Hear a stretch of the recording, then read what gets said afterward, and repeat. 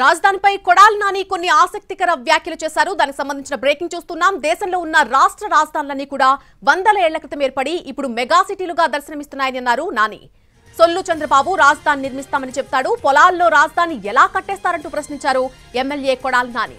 అసలు రాజధాని రైతులు ఏం త్యాగం చేశారని అన్నారు నాని. వారు చేసింది రియల్ ఎస్టేట్ వ్యాపారమని తేల్చి చెప్పారు.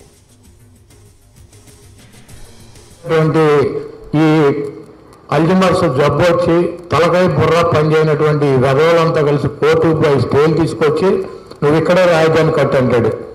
ఏంది పొలాల్లో రాజధాని కట్టేది? రాజధాని రైతులు త్యాగాలు చేశారంటారు. ఇప్పుడు ఇక్కడ మనకి గొడ్లవల్లలో ఎకరం ఎంత ఉంటుంది? 25 లక్షలు ఉంటుంది, ఇంకెక్కువ ఉంటుందా?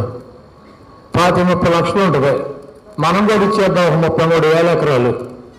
చంద్రబాబు నాయుడు చెబుతాడు దానంతటికి అదే అభివృద్ధి చెందుద్దంట. ఈయనంట దానికి ఒక స్కీమ్ పెట్టాడంట. ఆ ల్యాండ్ వాల్యూలు పెరిగిపోతే దానంతటికి అదే అయ్యే అమ్మేసి అదే కట్టేయచ్చు అంట. మేము కూడా ఇచ్చేస్తాం, మా మండలంలో ఒక మండలం ఇచ్చేస్తాం. మనకు కూడా 25 ఎకరాలు 10 లక్షలు పెట్టి పొలం ఇస్తే 1250 గజాలు ఇస్తాడు. గజం ₹1,00,000 అమ్మితే మనకు కూడా 12.5 కోట్లు వస్తుంది. రారా బాబు నువ్వు వచ్చి మా గొడ్లవల్లేరు మండలం కూడా తీసుకెళ్ళిపో, కట్టే ఇక్కడ రాజధాని.